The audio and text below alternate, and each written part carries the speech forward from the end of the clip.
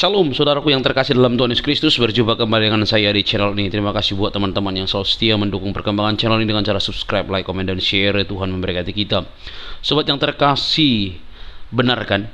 Kalau kita mau uji coba teman-teman antara pendirian rumah ibadat di semua agama, maka akan ketahuan siapa yang paling banyak melanggar. Itu jelas, dan informasi ini pasti mengedukasi kita. Nggak perlu kepanasan, baperan, ya. Dan harusnya pemerintah, khususnya Menteri Agama, tanggap terhadap informasi-informasi seperti ini supaya tidak menimbulkan gesekan di berbagai lini, khususnya yang berkaitan dengan agama. Kita lihat dulu teman-teman video berikut ini, simak dengan detail supaya cerdas dan tidak baperan orang kalau beragama. Ini dia teman-teman videonya. Data dari Kementerian Agama tahun 2024-2025, hanya 50 pondok pesantren yang tercatat mengantongi persetujuan bangunan gedung atau PBG atau sebelumnya dikenal sebagai izin pendirikan bangunan. Hanya 50 ponpes yang mengantongi izin IMB dari 42.000 pondok pesantren se-Indonesia. Ini gimana ini? Kok bisa nggak ada IMB bangun ponpes? Hah? Giliran saudara-saudara kita yang non-muslim mau bangun rumah ibadah, dipersulit. Udah punya IMB nih, didemo, ditolak, dipersekusi, dibubarkan. Padahal mereka cuma mau ibadah. Pejabat di Kementerian Agama RI ini dimonopoli orang Islam. Tidak ada pejabat beragama Kristen ataupun non-agama Islam lainnya. Nggak ada, saudara-saudara yang kekasih. Nah, Kementerian Agama itu bukan menteri satu agama, tapi menteri agama-agama. Menteri agama-agama Anda itu, Pak Nasaruddin, ya. Bukan menteri satu agama. Anda itu, Pak Prof, adalah menteri agama-agama di Indonesia, bukan menteri satu agama. Dan pejabat di Kementerian Agama RI itu dimonopoli orang Islam semua. Tidak ada pejabat beragama Kristen. Saya juga bingung. Bagi saya ini rasis ini, intoleran Pak Menteri ini. Hanya 50 ponpes yang mengantongi izin IMB dari 42.000 pondok pesantren se-Indonesia. Ini gimana ini? Kok bisa nggak ada IMB bangun ponpes? Hah? Giliran saudara-saudara kita yang non-muslim mau bangun rumah ibadah, dipersulit. Udah punya IMB nih, didemo, ditolak, dipersekusi, dibubarkan. Padahal mereka cuma mau ibadah, dan hak mereka beribadah itu dijamin konstitusi dan undang-undang. Tapi giliran ponpes nggak ada IMB, dibiarin bangun. Giliran udah ambruk aja, yang disalahin takdir Tuhan. Nah, sekarang berani nggak tuh PU tindak tuh yang nggak punya IMB? Pasti kagak berani, karena bakal didemo berjilid-jilid. Jadi dari data PU ini aja udah membuktikan bahwa yang suka teriak-teriak IMB ternyata tidak punya IMB. Jadi keadilan sosial itu hanya untuk mayoritas. Menteri Pekerjaan Umum Dodi Hanggoco baru-baru ini mengatakan bahwa dari total 42.433 pondok pesantren di seluruh Indonesia, berdasarkan data dari Kementerian Agama tahun 2024-2025, hanya 50 pondok pesantren yang tercatat mengantongi persetujuan bangunan gedung atau PBG atau sebelumnya dikenal sebagai izin pendirikan bangunan atau IMB. Baca data ini dari kompas.com. Artinya validitasnya, akurasinya bisa dipertanggungjawabkan. Kita tidak akan memungkiri data yang cukup memprihatinkan yang tadi di awal dirilis oleh Menteri Pekerjaan Umum, bahwa dari 42.000 sekian hanya 50 buah pondok pesantren yang mengantongi izin IMB. Ini tentu kasusnya bukan hanya Al-Ghaus ini. Saya tidak tahu apakah Al-Ghaus ini masuk dari 50 pesantren yang tidak memiliki izin IMB ini. Artinya apa? Ada banyak, ada ribuan, puluhan ribu pondok pesantren yang tidak mengantongi izin IMB. Posisi Kementerian Agama Republik Indonesia ini harus dirombak Pak Menteri. Karena Kementerian Agama Republik Indonesia adalah kementerian untuk semua agama, bukan untuk agama Islam saja. Dan Anda itu menteri agama-agama, bukan menteri satu agama. Menteri Agama yang saya hormati dan kasihi, Bapak Profesor Dr. Nasaruddin Umar. Saya protes keras. Staf khusus dan staf ahli Menteri Agama RI semuanya beragama Islam. Saya protes Pak Menteri, Kementerian Agama itu untuk semua agama, bukan untuk agama Islam saja. Saya ulang Pak Menteri, Kementerian Agama itu untuk semua agama, bukan untuk agama Islam saja. Sebelumnya saya ingin berikan disclaimer bahwa tidak sedikit pun maksud untuk menyerang satu agama. khususnya agama Islam maupun agama-agama lain, dan juga tidak bermaksud untuk menyerang pribadi Pak Nasaruddin Umar. Tetapi saya protes sebagai warga negara, warga masyarakat yang juga punya hak untuk berbicara di negeri ini, bahwa dalam penelitian saya khususnya di dalam Kementerian Agama Republik Indonesia, di mana saya sebagai pemuka agama juga ada di dalamnya, dinaungi, diayomi, dan saya merasa terkejut ketika saya cukup lama coba ingin memenuhi rasa ingin tahu saya, apakah betul bahwa Menteri Agama ini adalah menteri untuk semua agama di Indonesia, bukan Kementerian Agama Islam, tetapi Kementerian Agama-agama yang ada di Indonesia.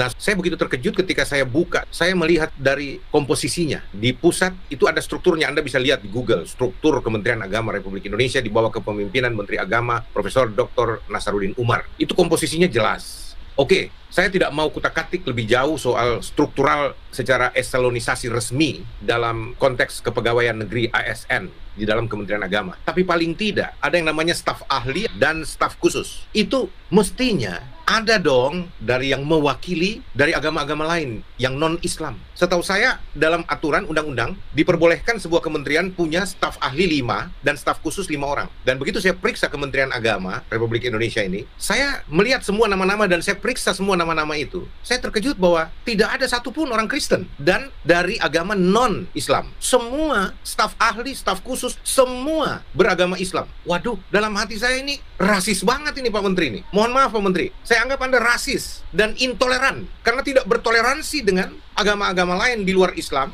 untuk menempatkan wakil-wakil dari agama-agama itu untuk menjadi staf ahli Anda atau staf khusus Anda, atau keduanya. Saya tidak tahu latar belakang berpikir Pak Nasaruddin Umar ini. Mohon maaf Pak Menteri, saya ingin betul-betul kejelasan. Saya berharap ini diteruskan kepada Pak Menteri Agama supaya beliau tahu. Karena saya berapa kali minta audiensi juga susah sekali, nggak bisa ketemu. Jadi saya bicara terbuka saja seperti ini Pak Menteri. Mohon maaf, ya saya harus cara yang terbuka. Paling tidak bisa menggugah Anda untuk bisa dong merombak reformasi. Itu kan reformasi birokrasi dibutuhkan. Pejabat di Kementerian Agama RI ini dimonopoli orang Islam. Tidak ada pejabat beragama Kristen ataupun non agama Islam lainnya. Nggak ada, saudara-saudara yang kekasih. Makanya saya mau kasih lihat komposisi Kementerian Agama RI harus dirombak. Saya ulangi, Kementerian Agama RI komposisinya harus dirombak Pak. Harus ada staf khusus dan staf ahli Menteri Agama yang mewakili setiap agama di Indonesia. Karena Kementerian Agama itu bukan menteri satu agama, tapi menteri agama-agama. Menteri agama-agama Anda itu Pak Nasaruddin ya, bukan menteri satu agama. Anda itu Pak Prof adalah menteri agama-agama di Indonesia, bukan menteri satu agama. Dan pejabat di Kementerian Agama RI itu dimonopoli orang Islam semua. Tidak ada pejabat beragama Kristen. Saya juga bingung.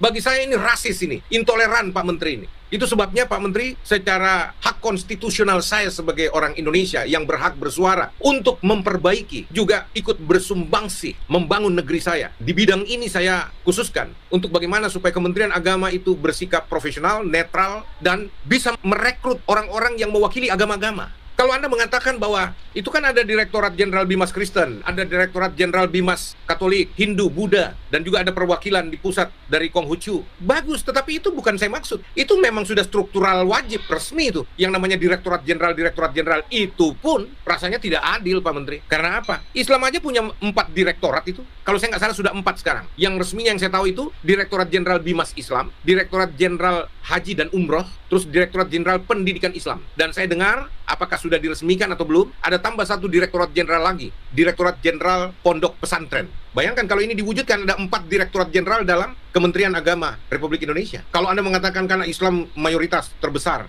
oke, tetapi paling tidak saya mau kasih tahu bahwa ada perwakilan-perwakilan dong, bahwa semua Direktorat Jenderal yang di Islam ini, Direktorat Jenderal Bimas Islam, Direktorat Jenderal Pendidikan Islam, Direktorat Jenderal Haji dan Umroh, Direktorat Jenderal Pondok Pesantren, ini semua Direktorat Jenderal ini, itu isinya full direktur, ada 5 direktur, sedangkan di Direktorat Jenderal non-Islam, misalkan Katolik, Kristen, Buddha, Hindu, misalkan ya Ditjen Kristen, itu hanya 2 direktur di bawahnya, direktur urusan agama dan pendidikan Kristen, hanya 2 direktur, cuma 2 direktur masing-masing Direktorat Jenderal ini di bawahnya. Di Islam 5 direktur di dalam 1 Direktorat Jenderal, dan itu ada 4 Direktorat Jenderal di Islam. Bayangkan, Kristen cukup besar Pak, kedua terbesar dari Islam, tapi cuma dapat 1 Direktorat Jenderal dan cuma 2 direktur di bawah Direktorat Jenderal. Padahal kita punya kuota ada 5 Pak. Ya, itu sebabnya kan saya sudah masukkan proposal ke Pak Menteri. Saya sudah masukkan juga usulan beberapa, tapi sampai sekarang tidak ada tanggapan dan saya minta audiensi begitu sulit. Tapi saya gunakan ruang terbuka ini untuk melakukan protes terbuka sebagai hak konstitusional saya berbicara dan mengusulkan sesuatu yang baik untuk negeri saya tercinta Indonesia. Pak Menteri paling tidak di staf khusus, di staf ahli itu dong. Makanya saya bilang, komposisi Kementerian Agama Republik Indonesia ini harus dirombak Pak Menteri. Harus ada staf khusus dan staf ahli Menteri Agama yang mewakili setiap agama di Indonesia. Harus ada Pak Menteri. Karena Kementerian Agama Republik Indonesia adalah kementerian untuk semua agama, bukan untuk agama Islam saja. Dan Anda itu menteri agama-agama, bukan menteri satu agama. Pak Prof, mohon maaf, untuk saat ini, dalam konteks ini saya berbicara, sepertinya Anda rasis sekali. Dan Anda itu intoleran, Pak Menteri. Maaf, saya harus katakan begini. Tidak terbuka ruang toleransi untuk jabatan apapun. Mau eselon 2 sampai eselon 1 untuk Kristen. Nggak ada, Pak Menteri. Orang-orang di sekitar Anda semua Islam. Padahal itu Anda menteri agama-agama loh. Nggak usah lah kalau kita bicara, itu hak prerogatif Anda untuk menetapkan siapa yang bantu Anda di sekitar Anda. Tapi staf ahli, staf khusus, itu mestinya idealnya, Pak. Ada perwakilan setiap agama, Pak, yang menjadi di staf ahli menteri, staf khusus menteri. Mestinya ada yang mewakili setiap agama, Pak Menteri. Tapi ini tidak ada sama sekali. Saya kasih lihat buktinya nih. Staf khusus dan staf ahli Menteri Agama Republik Indonesia, semuanya beragama Islam. Tidak ada yang beragama non-Islam. Mulai dari staf khusus, ya. Ada Farid F. Saenong, Islam. Ada Ismail Cawidu, Islam. Ada Gugun Gumilar, Islam. Ada Sutomo, kok Gugun Gumilar ada 2 ini. Ada satu lagi, ada Nona Gayatri Nasution, maksud saya. Itu salah tulis di situ tuh. Nona Gayatri Nasution, belum masuk rupanya. Lalu ada Dr. Sutomo. Semuanya Islam, staf khusus. Staf ahlinya Andi Salman Magalatung, Islam. Jojon Novandri, Islam. Junisab Akbar, Islam. Muhammad Ainul Yakin, Islam. Bunyamin M. Yapit, Islam. Semua Islam. Staf khusus, staf ahli, semua Islam. Saya udah bilang Anda itu menteri agama-agama, Pak. Bukan menteri agama Islam. Walaupun Anda beragama Islam, tetapi kementerian Anda, Kementerian Agama Republik Indonesia adalah kementerian semua agama, bukan kementerian satu agama. Dan negara ini bukan negara Islam. Negara ini adalah negara agamis, oke, negara kesatuan Republik Indonesia, di mana semua agama, semua suku punya hak untuk mendapatkan tempat mengabdi di negaranya, negara kesatuan Republik Indonesia yang kami cintai ini. Coba lihat semua ini, semua Islam. Kok nggak ada yang Kristen, nggak ada yang Hindu, nggak ada yang Buddha? Mestinya, Pak, di kementerian Anda itu, staf khusus paling tidak, ada yang mewakili setiap agama. Jangan cuma koneksi dan keluarga yang Anda masukkan. Nggak bisa begitu dong, Pak. Saya protes keras, Pak Menteri.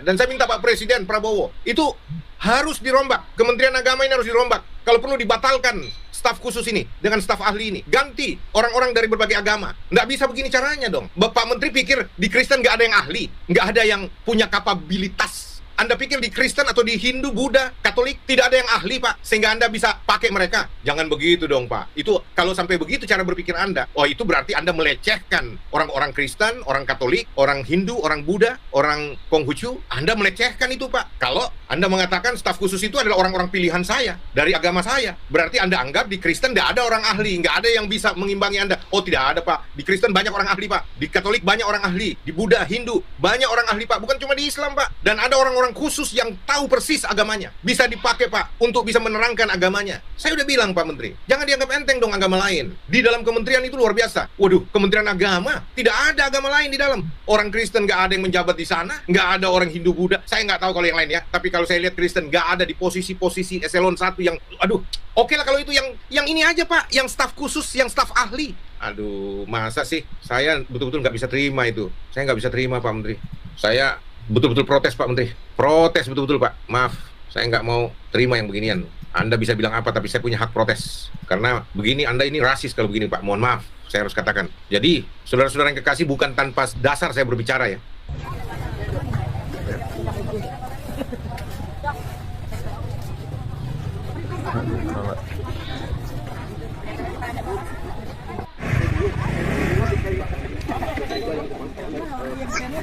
Sama.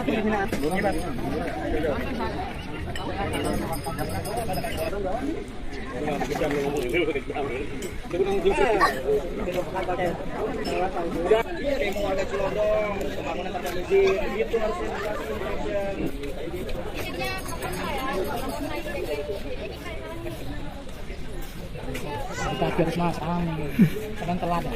Jauh. Si gempa teriak-teriak tadi di sini. Nggak ada yang mau masak nih.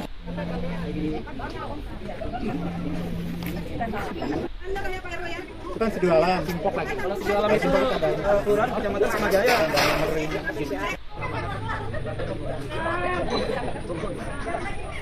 Pak, izin Pak, sebenarnya duduk perkara dari penolakan warga ini dari pihak gereja sendiri tanggapannya seperti apa? Ya, pertama saya Ketua ZPR Terigan selaku salah satu ketua bidang di gereja kita, Gereja GBKP. Nah, jadi latar belakang kita melakukan penggeledahan pertama karena kita sudah mempunyai IMB. IMB itu terbitnya tanggal 4 Maret 2025.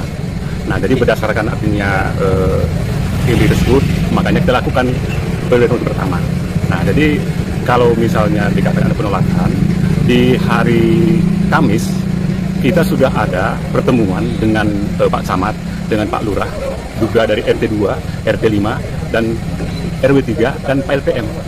Kita sudah ada kesepakatan, ya, ada kesepakatan bahwa gereja pertama ya akan menghibahkan tanah ini untuk jalan, karena ini jalan ini kan hanya 1 meter. Nah, tapi kita ada 3 meter, kita menghibahkan untuk jalan ke komplek ataupun ke warga. Nah, yang kedua itu di belakang perumahan kita akan bangun saluran air, ya, karena warga sekarang ini membuang airnya ke tanah kita. Kita akan bikin salurannya. Nah, ketiga, gereja ini akan kita bangun dengan pakai tiang, nggak diuruk. Nah, itu pun untuk menghindari jangan sampai warga kita ada kebanjiran. Nah, jadi kita antisipasi masalah banjir, sehingga gereja itu kita akan bangun berdasarkan artinya pakai tiang. Nah, keempat, bahwa kita akan memberikan kesempatan kepada warga ketika ini ada kebutuhan warga acara-acara, kita akan memberikan misalnya entah acara 17-an segala macam. Nah, itu sudah menjadi kesepakatan kita waktu kita di kantor camat. Nah, ini sudah kita sampaikan ke Pak RW Pak Wagino untuk menyampaikan kepada warga kita. Nah, inilah yang sudah kita lakukan. Proses selain sudah artinya resmi ada IMB-nya, juga ada kesepakatan dengan warga yang diwakili oleh Pak LPM Pak Rudi, Pak Wagino RW, Pak RT 5 Pak Tungga, dan RT 2 Pak Wawan. Pak Rudi itu berarti ketua LPM kali baru? Ya, benar Pak. Waktu itu datang Pak? Datang. Terus Pak, tadi kan persoalan warga katanya warga tidak dilibatkan. Kalau dari pihak gereja sendiri bagaimana? Kalau dikatakan dilibatkan, kami sudah sering bertemu dengan Pak RW, Pak RT, RT 2, RT 5. Ada semua dokumentasinya. Jadi waktu kita ada pertemuan di kantor camat, kita sampaikan semuanya dokumentasi bahwa sudah kita lengkapi semuanya persyaratan, juga dengan warga. Kan nggak mungkin kami satu persatu kami kunjungi warga. Ada perwakilannya, itulah RT dan RW. Nah, jadi itu sudah clear waktu kita rapat di kantor kecamatan. Rapat di kantor kecamatan itu kapan kira-kira Pak? Bulan apa? Baru yang lewat. 2 hari lalu? Iya. Sebelum peletakan batu ini Iya, Pak? iya. Pak, terus dari perizinan, tadi proses perizinannya bagaimana sih Pak yang ditempuh? Kalau kita bicara masalah perizinan, pertama kan ada 90 jemaat. Nah, ada kita penuhi. Yang kedua, sertifikat tanahnya sudah nama gereja, sudah kita penuhi. Dan ada persetujuan 60 dari warga, sudah kita penuhi. Nah, jadi dari kita penuhi itu, nah kita artinya datang kepada Pak RT dan Pak RW, memang mereka keberatan. Tapi Pak Lurah dan Pak Camat sudah tanda tangan untuk rekomendasinya. Nah, sehingga FKUB sudah ada rekomendasi. Dari FKUB kita urus IMB-nya ke Dinas PTSP, dan sudah selesai kita kerjakan. Itulah yang tanggal 4 bulan 3 2005 selesailah IMB-nya, gitu Pak. Pak, izin Pak, sebelumnya persoalan warga nolak pembangunan gereja di lingkungan ini itu apa Pak? Duduk perkaranya Pak? Duduk perkaranya yang pertama memang dari awal itu sudah lama untuk pendiriannya. Cuma tetapi tidak pernah ada sosialisasi kepada masyarakat. Yang kedua, kita sebagai mangku jabatan lingkungan di bawah sudah tidak pernah diajak untuk mediasi juga oleh pihak dari gereja juga. Di mana secara tidak langsung sekarang perizinan mereka sudah keluar tanpa adanya persetujuan dari warga masyarakat juga. Dan di mana warga masyarakat masih menolak ke pendirian gereja tersebut. Kalau masalah intoleran kita tidak ke sana, karena kenapa di belakang saya sudah ada 2 gereja. Teman-teman yang terkasih dalam Tuhan Yesus Kristus, berikanlah tanggapan teman-teman di kolom komentar yang mendukung dan juga pemikiran-pemikiran yang suportif atau pemikiran-pemikiran yang membangun orang lain. Sekalipun kita sebagai orang Kristen ketika beribadah dilarang di mana-mana, bahkan ada yang sulit untuk membangun rumah ibadat, tidak apa-apa, sudah sering seperti itu. Namanya juga hidup di tengah-tengah mayoritas, ya kan? Walaupun saya tidak suka memakai istilah mayoritas itu dan minoritas. Oke, teman-teman yang terkasih, ini bukan rahasia umum kalau pelarangan rumah ibadat, khususnya yang Kristen, itu sudah kerap terjadi, bahkan bukan hal baru lagi.